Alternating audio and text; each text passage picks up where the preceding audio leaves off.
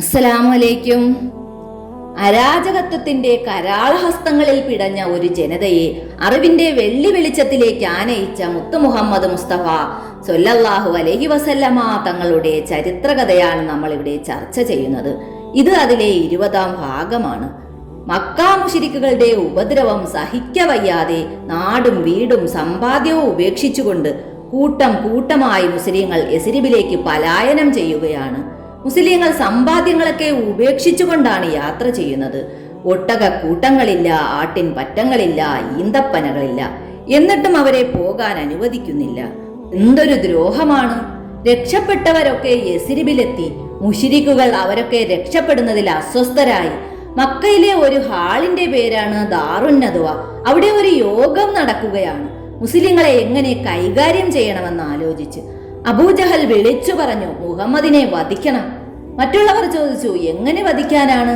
അബൂജഹൽ മറുപടി പറഞ്ഞു, ഓരോ ഗോത്രത്തിൽ നിന്നും ഓരോ യോദ്ധാവിനെ തിരഞ്ഞെടുക്കുക. അവരെല്ലാവരും കൂടി മുഹമ്മദിനെ വെട്ടിക്കൊലപ്പെടുത്തുക. ഹാഷിം കുടുംബത്തിന് എന്തു ചെയ്യാനാകും? കൊലപാതകത്തിന്റെ കുറ്റം എല്ലാ ഗോത്രക്കാർക്കും കൂടിയല്ലേ. എല്ലാവരോടും യുദ്ധം ചെയ്യാൻ കഴിയുമോ? അതൊരു നല്ല നിർദ്ദേശമാണെന്ന് അവർക്ക് തോന്നി. അവർ പദ്ധതികൾ പ്ലാൻ ചെയ്യുകയാണ്. പ്രവാചക തിരുമേനി സല്ലല്ലാഹു അലൈഹി വസല്ലമ തങ്ങളുടെ വീട് വളയുക, പ്രഭാതത്തിൽ പുറത്തിറങ്ങുമ്പോൾ വെട്ടിക്കൊലപ്പെടുത്തുക. അല്ലാഹു തആല അവരുടെ പദ്ധതിയെക്കുറിച്ച് നബി സല്ലല്ലാഹു അലൈഹി വസല്ലമ തങ്ങൾക്ക് വിവരം നൽകി. ഹിജറ പോകാനുള്ള അനുമതിയും നൽകി. ആയിഷ ബീബി റളിയല്ലാഹു അൻഹയുടെ വീട്ടിൽ അവരും അവരുടെ സഹോദരി അസ്മാ റളിയല്ലാഹു അൻഹയും മാത്രമേ ഉണ്ടായിരുന്നുള്ളൂ. അപ്പോൾ നബി സല്ലല്ലാഹു അലൈഹി വസല്ലമ തങ്ങൾ കയറി വന്നു. അപ്രതീക്ഷിതമായിരുന്നു ആഗമനം. എനിക്ക് ഹിജറ പോകാൻ അല്ലാഹു തആല അനുമതി നൽകിയിരിക്കുന്നു. വാപ്പായെ വിവരം അറിയിക്കണം. ഞങ്ങൾ ഒന്നിച്ചാണ് യാത്ര. ആയിഷ ബീബി റളിയല്ലാഹു അൻഹ വാപ്പയോട് ഈ വിവരം പറഞ്ഞു. പിതാവിന് വലിയൊരു ബഹുമതി കിട്ടിയ സന്തോഷം. മുഹമ്മദ് നബി സല്ലല്ലാഹു അലൈഹി വസല്ലമ തങ്ങളോട് ആയിഷ ബീബി റളിയല്ലാഹു അൻഹ പറഞ്ഞു, ഈ വിവരം പറഞ്ഞപ്പോൾ വാപ്പ സന്തോഷം കൊണ്ട് കരഞ്ഞുപോയി എന്ന്. അബൂബക്കർ സിദ്ദിഖ് റളിയല്ലാഹു അൻഹു യാത്രയ്ക്ക് 2 ഒട്ടകങ്ങളെ ഒരുക്കി. ആഹാരം തയ്യാറാക്കാൻ മക്കളോട് പറഞ്ഞു. നബി സല്ലല്ലാഹു അലൈഹി വസല്ലമ തങ്ങൾ അലി റളിയല്ലാഹു അൻഹുവിനോടായി പറഞ്ഞു, മക്കക്കാർ പല സാധനങ്ങളും സൂക്ഷിക്കാൻ എന്നെ ഏൽപ്പിച്ചിട്ടുണ്ട്. അതൊക്കെ നീ മടക്കി കൊടുക്കണം. ഞാൻ പലായനം ചെയ്യുന്ന രാത്രിയിൽ എന്റെ വിരിപ്പിൽ നീ കിടക്കണം. എത്രയേറെ ഉത്കണ്ഠയുണ്ടാക്കുന്ന രാത്രി! അലി റളിയല്ലാഹു അൻഹു ശത്രുക്കളുടെ വാളിനു മുന്നിൽ കിടന്നു കൊടുക്കുകയാണ്. വിരിപ്പിലിട്ട് വെട്ടിക്കൊല്ലാൻ ശ്രമിച്ചാൽ അലി റളിയല്ലാഹു അൻഹുവിന്റെ മരണം ഉറപ്പാണ്. താൻ വധിക്കപ്പെട്ടാൽ നബി സല്ലല്ലാഹു അലൈഹി വസല്ലമ തങ്ങൾ രക്ഷപ്പെടുമല്ലോ. അത് ഓർത്തപ്പോൾ അലി റളിയല്ലാഹു അൻഹുവിന് വളരെയധികം സന്തോഷമാണ്. അങ്ങനെ ആ രാത്രി അലി റളിയല്ലാഹു അൻഹു റസൂലുള്ളാഹി സ്വല്ലല്ലാഹു അലൈഹി വസല്ലമ തങ്ങളുടെ വിരിപ്പിൽ കിടക്കുകയാണ്. നബി സല്ലല്ലാഹു അലൈഹി വസല്ലമ തങ്ങൾ പുതയ്ക്കുന്ന പുതപ്പ് പുതച്ചു കിടക്കുകയാണ്. രാത്രിയായി. ശത്രുക്കൾ വീട് വളഞ്ഞു. ഊരിപ്പിടിച്ച വാളുമായി കാത്തു നിൽക്കുകയാണ്. അർദ്ധരാത്രിയായി. നബി സല്ലല്ലാഹു അലൈഹി വസല്ലമ തങ്ങൾക്ക് അവിടെ നിന്ന് പോകണം. നബി സല്ലല്ലാഹു അലൈഹി വസല്ലമ തങ്ങൾ പുറത്തിറങ്ങി. ഒരു പിടി മണ്ണ് വാരി ശത്രുക്കളെ എറിഞ്ഞു. അവർക്കൊന്നും കാണാൻ കഴിഞ്ഞില്ല.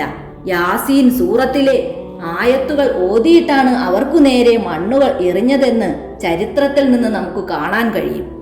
നബി സല്ലല്ലാഹു അലൈഹി വസല്ലമ തങ്ങൾ നേരെ പോയത് അബൂബക്കർ സിദ്ദിഖ് റളിയല്ലാഹു അൻഹുവിന്റെ വീട്ടിലേക്കായിരുന്നു. അവിടെ യാത്രയുടെ ഒരുക്കങ്ങൾ പൂർത്തിയായി. നബി സല്ലല്ലാഹു അലൈഹി വസല്ലമ തങ്ങളുടെ വീട്ടിൽ ശത്രുക്കൾ തയ്യാറായി നിൽക്കുകയാണ് പ്രവാചകനെ വെട്ടിക്കൊലപ്പെടുത്താൻ. വീട്ടിനകത്തേക്ക് പാളി നോക്കുകയാണ്. ഒരാൾ മൂടിപ്പുതച്ച് കിടന്നുറങ്ങുന്നു. വിരിപ്പിൽ കിടന്നുറങ്ങുന്നത് അലി റളിയല്ലാഹു ആണെന്ന് അവർക്ക് മനസ്സിലായി. അവരുടെ നിരാശയ്ക്ക് അതിരില്ലായിരുന്നു. അബൂബക്കർ സിദ്ദിഖ് റളിയല്ലാഹു അൻഹു നബി സല്ലല്ലാഹു അലൈഹി വസല്ലമ തങ്ങളുമായി സംഭാഷണം നടത്തുകയാണ്. എനിക്ക് ഹിജറ പോകാനുള്ള അനുവാദവുമായി ജിബ്രീൽ അലൈഹിസ്സലാം വന്നിരുന്നു. പ്രവാചകൻ പറഞ്ഞു, ഈ ഉള്ളവനും കൂടെ വരാൻ അനുവാദമുണ്ടോ നബിയെ? അബൂബക്കർ സിദ്ദിഖ് റളിയല്ലാഹു അൻഹു ചോദിച്ചു. പ്രവാചകൻ പറഞ്ഞു, നമുക്ക് 2 വാഹനങ്ങൾ വേണം. ഒന്ന് എനിക്കും ഒന്ന് താങ്കൾക്കും. അബൂബക്കർ സിദ്ദിഖ് റളിയല്ലാഹു അൻഹു പറഞ്ഞു, ഈ നിൽക്കുന്ന 2 ഒട്ടകം നമുക്കുള്ളതാണ്. ഒന്ന് താങ്കൾക്ക് എടുക്കാം. അത് പറ്റില്ല. ഞാൻ യാത്ര ചെയ്യുന്ന ഒട്ടകത്തിന്റെ വില ഞാൻ തരും. എതിരൊന്നും പറയരുത്. അബൂബക്കർ സിദ്ദിഖ് റളിയല്ലാഹു അൻഹുവിനത് സമ്മതിക്കേണ്ടി വന്നു. അസ്മാ റളിയല്ലാഹു അൻഹ തുകൽ പാത്രത്തിൽ ആഹാരവും വെള്ളവും നിറച്ച് അത് മൂടിക്കെട്ടി ഭദ്രമായി ഒട്ടകപ്പുറത്ത് വെച്ചു. വീട്ടുകാർ ഉത്കണ്ഠയോടെ നോക്കി നിൽക്കുകയാണ്. ഒട്ടകങ്ങൾ ഇരുട്ടിലൂടെ നടന്നു നീങ്ങി പോകുകയാണ്. നുബൂവത്തിന്റെ 13-ാം വർഷം റബീഉൽ അവ്വൽ 1-നായിരുന്നു ഈ യാത്ര. സോർ മല ലക്ഷ്യമാക്കി അവർ യാത്ര ചെയ്യുകയാണ്. രാത്രി തന്നെ അവർ മലയുടെ സമീപത്തെത്തി. ഒട്ടകക്കാരൻ രംഗത്തെത്തി. അയാൾ ഒട്ടകത്തെ എങ്ങോ കൊണ്ടുപോയി. വലിയൊരു ഗുഹ. അബൂബക്കർ സിദ്ദിഖ് റളിയല്ലാഹു അൻഹു ഗുഹയിൽ പ്രവേശിച്ചു. അവിടെ എല്ലാം വൃത്തിയാക്കി. ഗുഹയുടെ ചുമരിൽ ധാരാളം ദ്വാരങ്ങൾ കാണാനുണ്ട്. സിദ്ദിഖ് തങ്ങൾ തന്റെ കൈവശം ഉണ്ടായിരുന്ന വസ്ത്രം ഉപയോഗിച്ച് ദ്വാരങ്ങളൊക്കെ അടയ്ക്കുകയാണ്. നബി സല്ലല്ലാഹു അലൈഹി വസല്ലമ തങ്ങൾ ഗുഹയിൽ പ്രവേശിച്ചു. സിദ്ദിഖ് തങ്ങളുടെ മടിയിൽ തല വെച്ച് അല്പം കഴിഞ്ഞപ്പോൾ നബി സല്ലല്ലാഹു അലൈഹി വസല്ലമ തങ്ങൾ ഉറങ്ങിപ്പോകുകയാണ്. അപ്പോഴാണ് ഒരു മാളം സിദ്ദിഖ് തങ്ങളുടെ ശ്രദ്ധയിൽപ്പെടുന്നത്. അത് തുണി കൊണ്ട് അടച്ചിരുന്നില്ല. തുണി അതിന് തികഞ്ഞിരുന്നില്ല. സിദ്ദിഖ് തങ്ങൾ തന്റെ കാലിന്റെ പെരുവിരൽ കൊണ്ട് ആ മാളം അടച്ചു പിടിച്ചു. ആ മാളത്തിൽ ഒരു പാമ്പുണ്ടായിരുന്നു. ആ പാമ്പ് സിദ്ദിഖ് തങ്ങളുടെ പെരുവിരലിൽ കൊത്തുകയാണ്. വല്ലാത്ത വേദന. അറിയാതെ സിദ്ദിഖ് തങ്ങൾ കരയുകയാണ്. കണ്ണുനീർ ഒഴുകി ഒഴുകി നബി സല്ലല്ലാഹു അലൈഹി വസല്ലമ തങ്ങളുടെ മുഖത്ത് വീണു. നബി സല്ലല്ലാഹു അലൈഹി വസല്ലമ തങ്ങൾ ഞെട്ടി ഉണർന്നു. പ്രവാചകൻ ചോദിച്ചു, സിദ്ദിഖ് തങ്ങൾ എന്താ കരയുന്നത്? പ്രവാചകരെ, എന്നെ ഒരു പാമ്പ് കൊത്തിയിരിക്കുന്നു. നബി സല്ലല്ലാഹു അലൈഹി വസല്ലമ തങ്ങൾ പാമ്പ് കൊത്തിയ മുറിവ് പരിശോധിച്ചു. നബി തങ്ങൾ തന്റെ ഉമിനീര് അവിടെ പുരട്ടുകയാണ്. അപ്പോൾ തന്നെ വിഷമിറങ്ങി.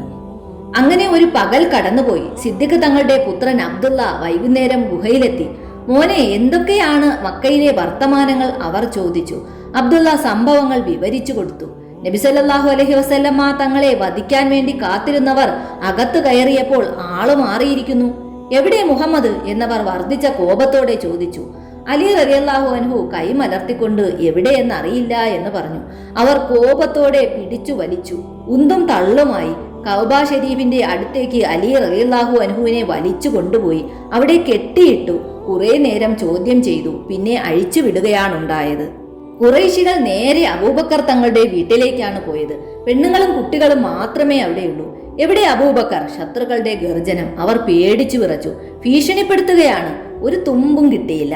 നാനാഭാഗത്തും ആളുകൾ ഓടിക്കൊണ്ടിരിക്കുന്നു. ചിലർ ഓടി സൂർ മലയിലെത്തി. പല പൊത്തുകളും ഗുഹകളിലും അവർ കയറി നോക്കി. സിദ്ദിഖ് റളിയല്ലാഹു അൻഹു അവരെ കണ്ടിരുന്നു. അള്ളാഹുവിന്റെ റസൂലിയെ, അതാ ശത്രുക്കൾ. അവർ ഇങ്ങോട്ട് തന്നെയാണ് വരുന്നത്. നമ്മെ കണ്ടാലുള്ള അവസ്ഥ ഒന്ന് ആലോചിച്ചു നോക്കൂ പ്രവാചകരെ.